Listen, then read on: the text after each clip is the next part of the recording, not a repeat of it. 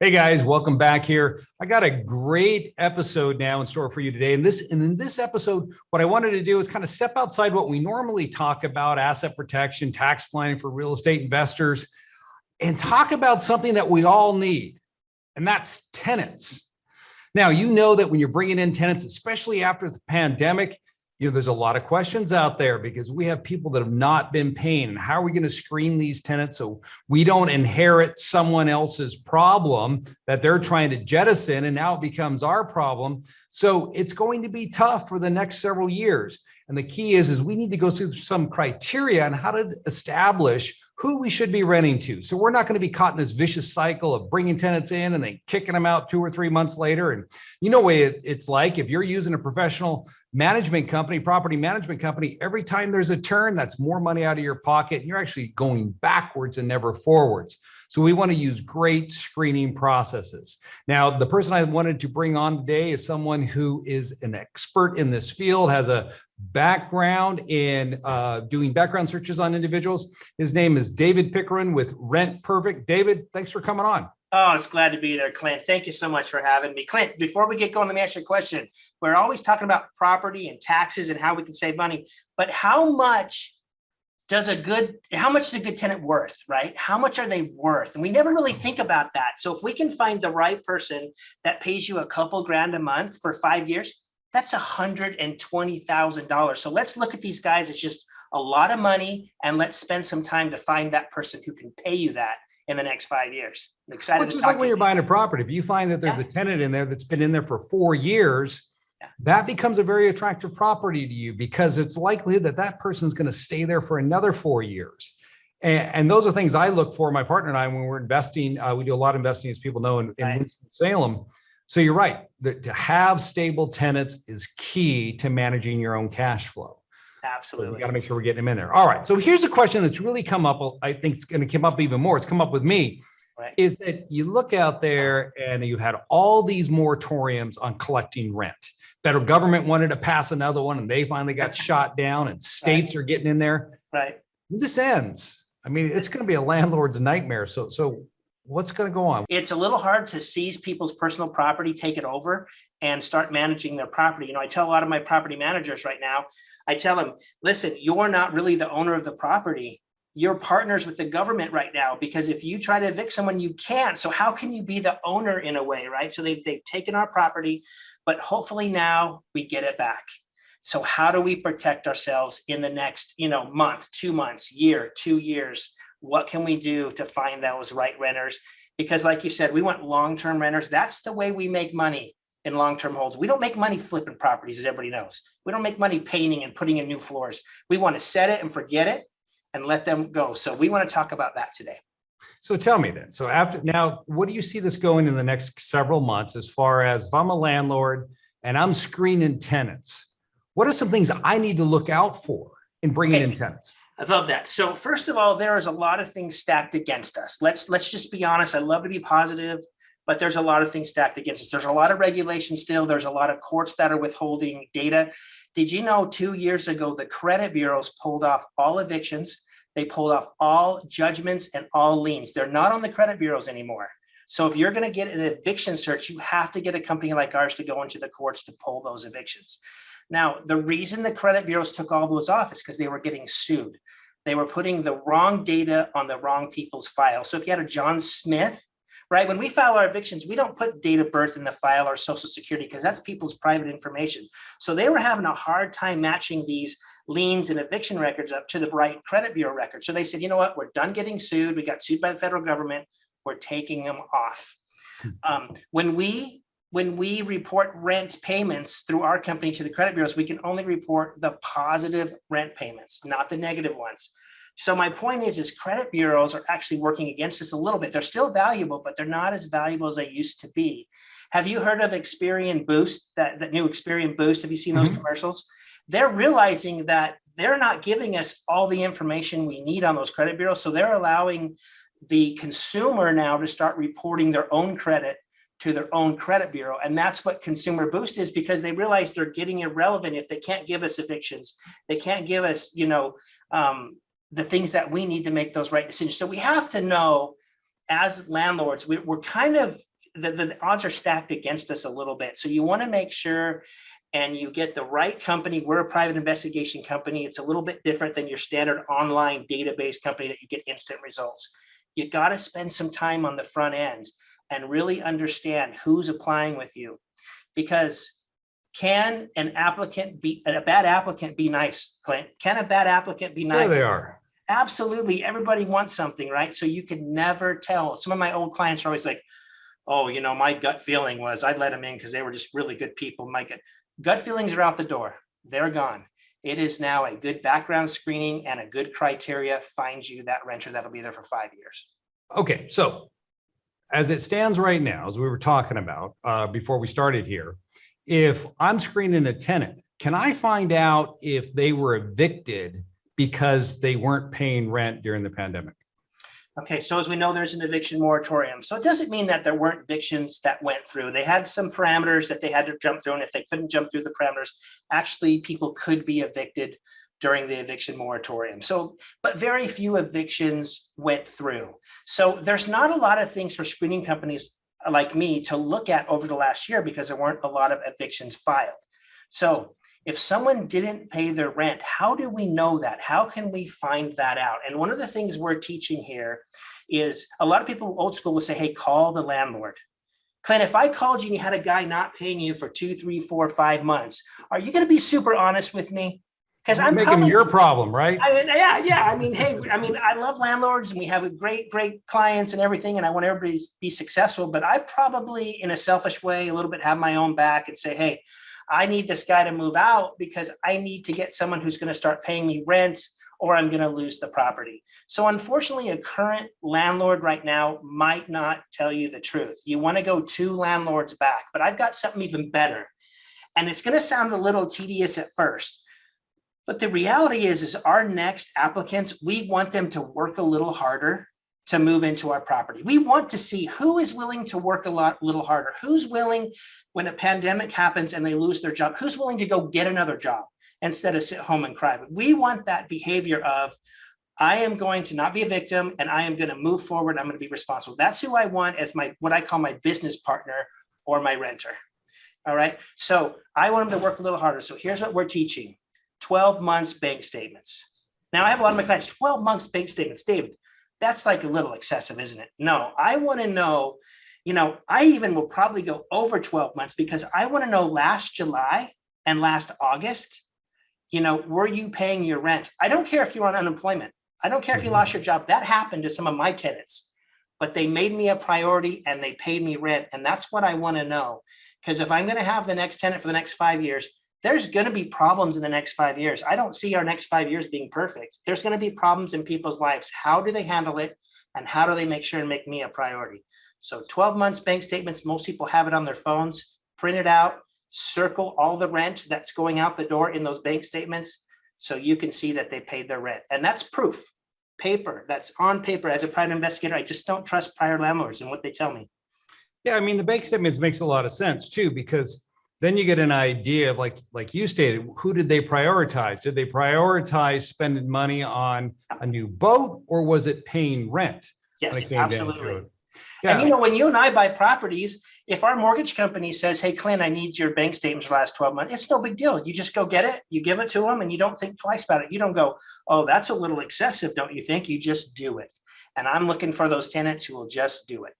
Yeah, I was talking to one of my clients the other day, and he was complaining about the fact that he was speaking to his tenant, and he said, "Listen, the government will pay your rent for you." He was behind on the rent several months. He said, "Listen, all I need you to do is sign this form, and then they'll pay it."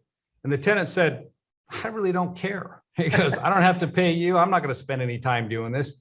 I mean, it astounds me because that guy's going to be out of there. As soon as that man's able to evict him, he's going to evict him. And then where else is he going to go? Well, if we went through this whole PPP money thing for businesses last summer, and the banks got that money out fairly quickly. And they even went into a round 2.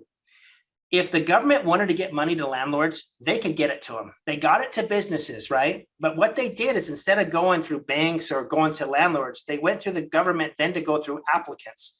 Applicants aren't signing up for this rent relief. And that's why they're saying, hey, there's so much money, we're not getting it out the door. Well, they're acting like the bottleneck is in the government. It's more than just in the government. The bottleneck is because the tenants are not going to apply for that too, because they don't care. Now, I'm making a general broad brush. I'm sure some do care, but it's not just in the government. The bottleneck is in the tenants too. Yeah, for those of you who are not aware of that, I cut a video. You can find it on my YouTube channel about things you could be doing now, where to apply to get funds. If you have a tenant that has not been paying rent, there's a lot of money floating around out in the system that you can go back and collect on, and if you can work that out with your tenant. All right, so moving on then. So we talked about you're going to ask for bank statements, but there's something else, right? Because credit checks, it sounds like, are out because of the fact that they don't report on whether or not they've been evicted. You can't find out from the landlord. But how do you know you're just not going to get some deadbeat in there? Because a company like ours is going to go right into the courts that are in the area where the applicant or tenant lives. So, but we're going to be looking for misdemeanor records. We're going to be looking for felony records. We're going to be looking for eviction records. We're going to be looking at that credit, and we're going to give you all that information. Now, you usually don't see somebody who has a 3-year-old drug felony with a 750 FICO score. We get you so much information that usually, if the credit scores are bad, there might be some history there, some criminal history there. So my key is let's get you as much information as we can. We can't rely on just a credit bureau anymore. We can't rely on just a criminal history check anymore. We have to get a bunch of data, as much data as we can, and we have to look at the totality of the person.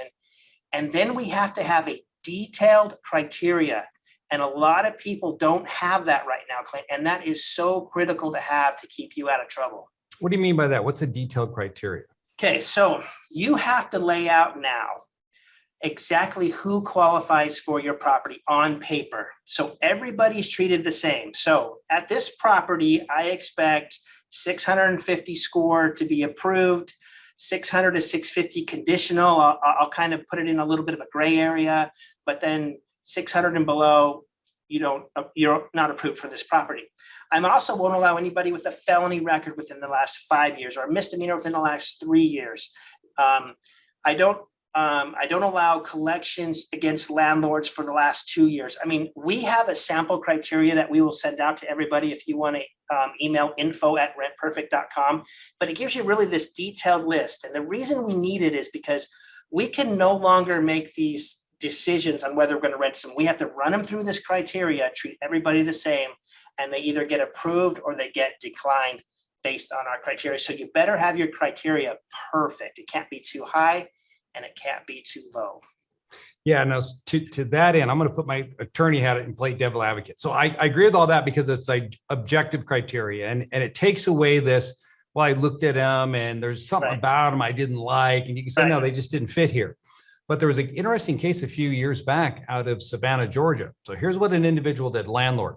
He had it set up, and he'd been run this for years. If you had a prior felony conviction, you were not qualified then to rent from him.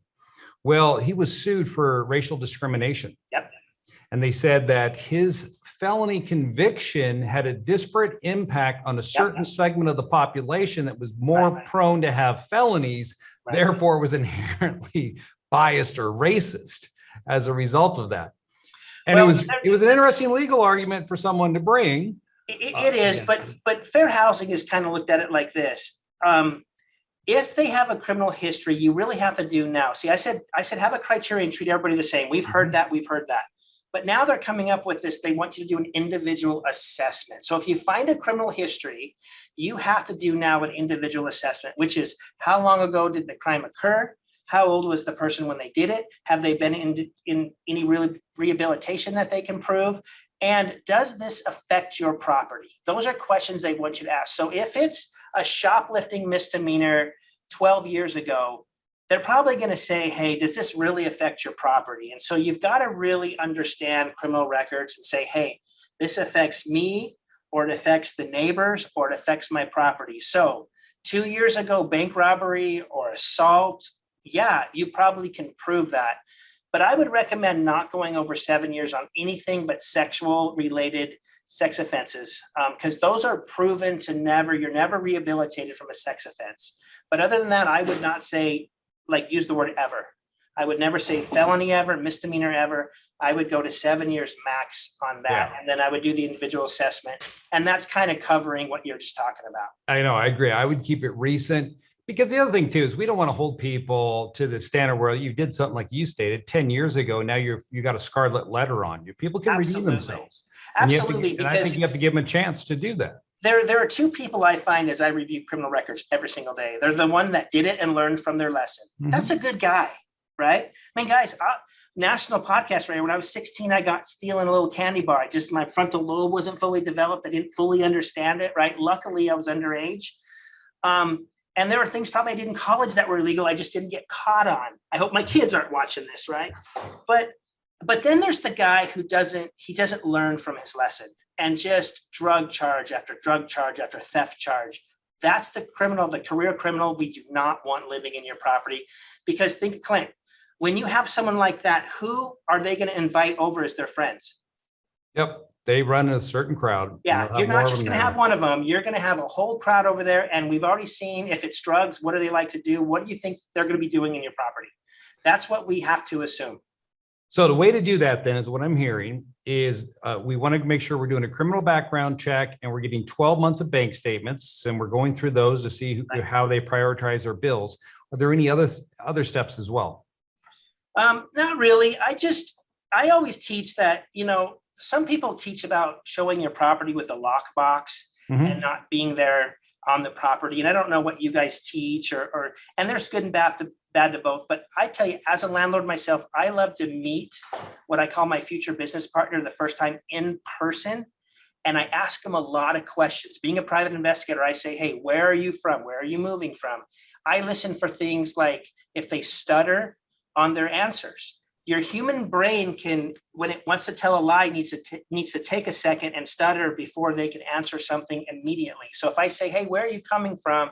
And you're like, and you're giving me and you don't even know where you're living right now or coming from, then I have to ask, well, wait a minute, probably on the background, we're going to find some issues. They're probably going to be living with their parents when they're 40 years old because they don't want me to see the eviction, that they had on their past residence. So I would say, make sure that you show your properties in person.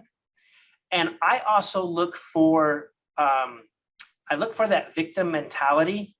And I look for when they are bad mouthing their current landlord.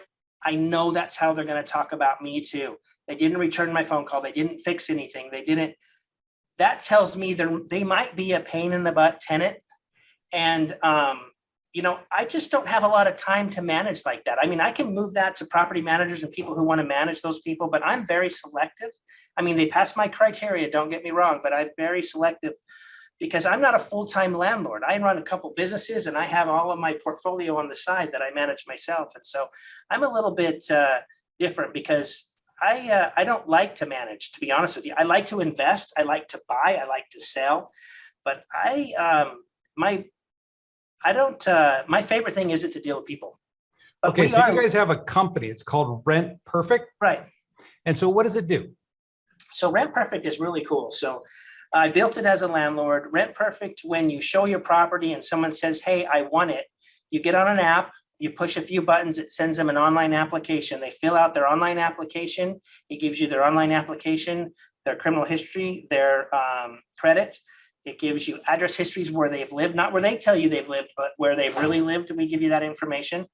And so you look over the application, you look over all that data. If you like them and you say, hey, this is my next business partner, then you go ahead and push the button and go to the lease process and you fill out your lease, you process your lease, you send it to them, they sign it online, you sign it online. And then you have a move in and move out inspection. So you can make sure you document your property, what shape it was in when you give it to them.